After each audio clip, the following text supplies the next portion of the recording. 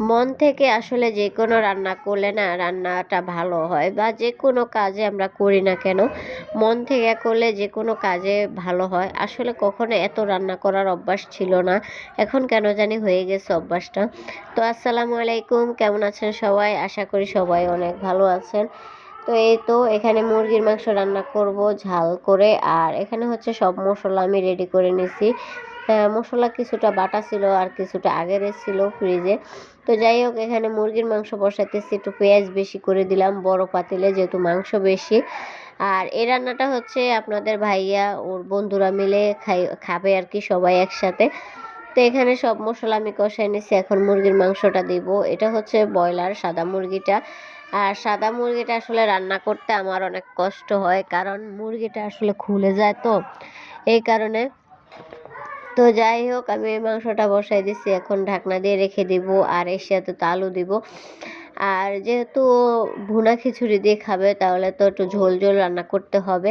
আর খিচুড়ি কিন্তু আমি অত ভালো রান্না করতে পারি না।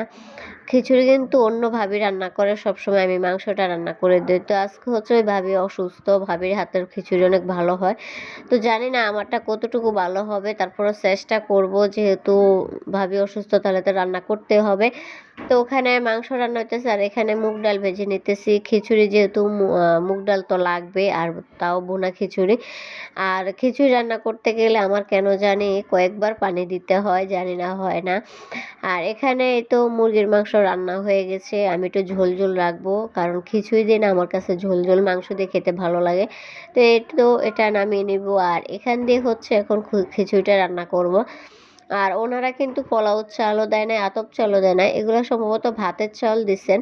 তো আমি চিন্তা করতেছি এই ভাতের চালগুলো জানি সিদ্ধ হবে কিনা। আর মুগ ডালগুলো কিন্তু আমি ভেজে আগে 10 মিনিটের মতো ভিজিয়ে রাখছি। ভিজিয়ে রাখলে হয় কি তাড়াতাড়ি সিদ্ধ হয়ে যায়। তো যাই হোক, তারপর আমার শাশুড়ি মাকে জিজ্ঞেস করলাম যে এই পাতিলে হবে কি না, মা বলল হবে। তারপরও কিন্তু এই পাতিলে হয় নাই, আমার পাতিল আরও লাগছে আরেকটা। তো যাই হোক, এখানে তো ভুনা খিচুড়ি রান্না করতেছি, জানি না কতটুকু ভালো হবে। তো এখানে একটু আদা বাটা, একটু রসুন বাটা দিয়েছি, জিরা বাটাটা শুধু দেই নাই। আর হলুদ গুঁড়ো, মরিচ গুঁড়ো, হচ্ছে এলাচ, দারচিনি সব দেওয়া হয়েছে। আর এই তো পোলাও চাল ডাল একসাথে দিয়ে দিছি, পোলাও চাল না সরি, এগুলা ভাতের চাল। তো একসাথে দিয়ে দিলাম, যেহেতু এটাও ভাতের চাল, সিদ্ধ হতে সময় লাগবে, আর মুগ ডালও সময় লাগবে। আর এখানে এই তো ভালো করে ভেজে আমি গরম পানি দিয়ে দিছি। আর খিচুড়ি বা পোলাওর মধ্যে গরম পানি দিলে তাড়াতাড়ি সিদ্ধ হয়। তো যাই হোক, এই তো দেখেন, এটা কিন্তু আমার পাতিল আরেকটা পাল্টানো লাগছে এবং কয়েকবার পানি দেওয়া হয়েছে। আর এই তো এখানে হচ্ছে পোলাও হয়ে গেছে রান্না, আর মুরগির মাংস রান্না হয়ে গেছে।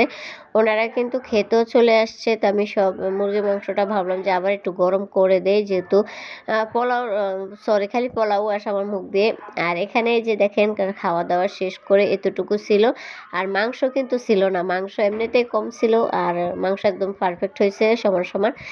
আর এখানে আপনাদের ভাইয়া খাওয়া দাওয়া করে, ওনারা কিন্তু আমাদের বাসাতে খাবার খাইছেন, খেয়ে এই তো সবাই চলে গেছে। এখন আপনাদের ভাইয়া প্লেটগুলো ধুতেছে। আপনাদের ভাইয়া কিন্তু অনেক সুন্দরভাবে প্লেট ধুতে পারে, একদম আমার থেকে ভালো পরিষ্কার হয়। তো হচ্ছে ডাইনিং রুমে বেসিংয়ে ধুয়ে ফেলতেছে, বলতেছে দাও আমি কিছুটা তোমাকে হেল্প করি, তুমি অনেক কাজ করছো, এখন আর প্লেটগুলো আমি ধুয়ে ফেলি। তাই আমি বলছি আচ্ছা ঠিক আছে ধো, আমার তো আরও ভালো। তাইলে এখন আমি একটা বাটি দিতেছি, বলতেছে দাও আরও দাও, আর কি আছে, মানে একটু রাগ হয়ে গেছে, আমি আরও দিতেছি এই কারণে। তারপর শাশুড়ি মা বলছিল যে শাশুড়ি মা ধুবে, পরে মাকে আর ধুতে দেয় নাই, ও নিজেই ধুইছে। আর ভিডিওটা কেমন হয়েছে অবশ্যই কমেন্ট করে জানাবেন, অবশ্যই লাইক কমেন্ট শেয়ার করবেন। আর যারা ইউটিউব থেকে দেখবেন তারা অবশ্যই ইউটিউব চ্যানেলটা সাবস্ক্রাইব করবেন। তো এই তো ও ধুইতেছে আর আমার সাথে কথা বলতেছে। তো সবাই ভালো থাকবেন, আল্লাহ হাফেজ।